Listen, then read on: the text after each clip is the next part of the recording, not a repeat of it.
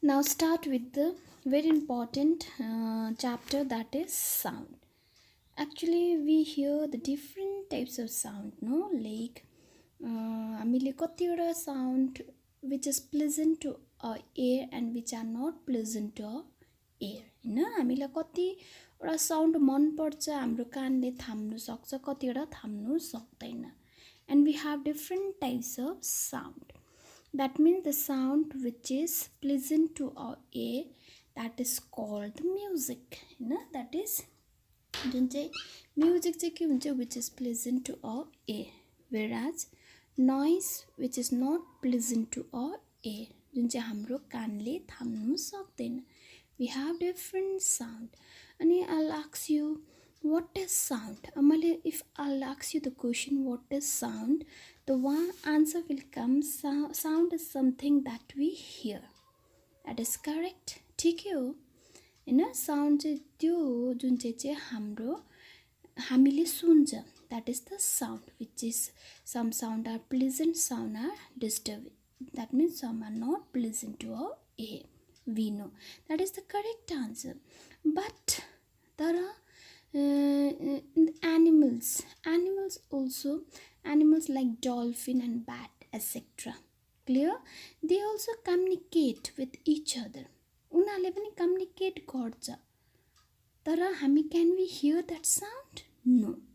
तर they'll produce the sound. तिनीहरूले पनि sound produce गर्छ. तर भर्खर आन्सर भने sound is something that we hear. हामीले सुन्ने मात्रै हो sound भन्दैछ नि. Actually, सुन्ने मात्रै होइन रहेछ. Without hearing also, the dolphin and bat can communicate each other. But you actually sound, how we distinguish between musical and noise sound. I just now I told you, हामीलाई याद छ, will distinguish musical and the noise sound. होइन, कुन चाहिँ हाम्रो के हो भन्छ, which is pleasant to our ear and which is not pleasant to our ear. That means जुन चाहिँ pleasant हुन्छ, that is music we call. जुन चाहिँ pleasant हुँदैन, हाम्रो कानले थाम्नु सक्दैन, त्यसलाई we called it the noise. For example, the guitar निस्केको, that means the pleasant sound. That is the music we called. त्यही गिटारबाट ऱ्यान्डमली त्यो स्ट्रिङलाई स्ट्राइक गऱ्यो भने हामीले प्लेजेन्ट सुन्दैन, त्यसलाई चाहिँ we called it the noise. Now next we'll do how the production of sound, how the sound will produced. Sound कसरी produced हुन्छ. We gone through the different types of sound. The sound is not that which we hear. सुन्ने मात्रै हैन, नसुन्ने. Like animals also create the sound भनेर we did. And what is musical sound and what is noise, that also we did. Now next we'll do how the sound is produced, that is the production of sound. Before that, let me ask you the questions. How the sensation takes place in human ear? Na, हामीले सुन्छ नि through the sensation. How that takes place, the sensation चाहिँ हाम्रो कानमा कसरी पुग्छ, that is the production of sound, how the sound is produced. No, that means sound is such a form of energy that produced sensation to human ear. That means we know the forms of energy. Na, हामीले different forms of energy we know. We did also work and energy ma. Clear? Now here, its sound is also, sound पनि के रहेछ, energy नै रहेछ. It is also form of energy that produce sensation to human ear. मान्छेको कानमा sensation produce गर्ने के रहेछ, एनर्जी रहेछ. अन्त अब हामीले त्यो साउन्ड कसरी सुन्छ, that means how the sound will produced. होइन, कसरी त्यो sound produce. We hear sound due to disturbance. हामी कसरी साउन्ड सुन्दो रहेछ, ड्यू टु द डिस्टर्बेन्स. अनि that disturbance is called the vibration. Disturbance केले गर्दा प्रड्युस्ड हुँदो रहेछ, vibrationsले गर्दा. We all know the vibration, and vibration is the rapid to and fro movement of the object.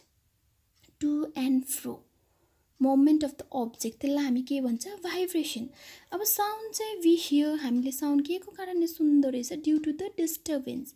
अनि त्यो डिस्टर्बेन्स चाहिँ केले क्रिएट गर्दो रहेछ, vibration. That means sound is produced due to the vibration body. कुनै पनि object vibrate भयो भने मात्रै will hear the sound. Clear? And how that vibration is produced? अब त्यो vibration चाहिँ कसरी produced हुन्छ भन्दा first I'll give you the example, that is the common example we all know.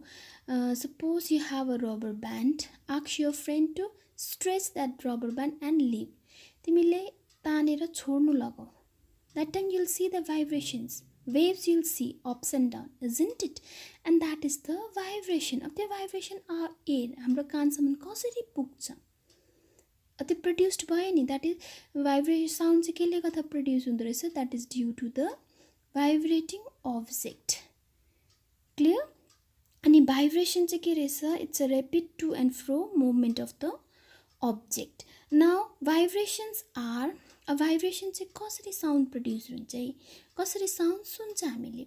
Vibrations are carried forward as a disturbance. Clear? And due to this region, due to this disturbance, we can hear sound. Vibration ले गर्दा disturbance produced in the air, अनि त्यो air बाट disturbance pass हुँदै हुँदै हुँदै हुँदै हाम्रो कानको ear drum सम्म पुग्छ. Then we can feel the sound. That way the sound will produced. This is very important topic. Productions of sound. Like the tuning fork also the same, which you have given in the book also. Tuning fork लाई चाहिँ तिमीले if you strike that with the rubber सँग strike गरे भने vibrate हुन्छ, थर्किन्छ. त्यो थर्किनु चाहिँ अन्त एयर पार्टिकल्स सँग के हुँदो रहेछ? डिस्टर्बेन्स हुन्छ, ठोकिँदै ठोकिँदै जान्छ. That means एयर मा त हाम्रो so many particles will get. In the chemistry also you all do. Particles हुन्छ, त्यो particles सँग त्यो vibration ठोकिँदै ठोकिँदै कहाँ पुग्दो रहेछ? It reach up to our air. कानसम्म पुग्दो रहेछ, कानको ear drum सम्म. त्यहाँको our brain will give message, that is sound. सुन्यो भनेर brain ले चाहिँ के गर्छ? Order दिन्छ.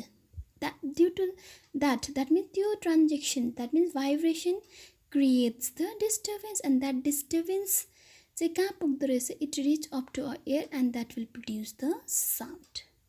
Clear? अब अर्को छ मैले भने which we cannot hear. अब साउन्ड हामीले कतिवटा सुन्दैनौँ नि, त्यो चाहिँ केले गर्दा हुन्छ? Lace wave. त्यो डिस्टर्बेन्स चाहिँ सुन्ने साउन्डको भन्दा के कम्ती डिस्टर्बेन्स छ भने हामीले sound we can't hear by our ear. That is important. And this is the introductions and the, that means introduction and how the sound will produce.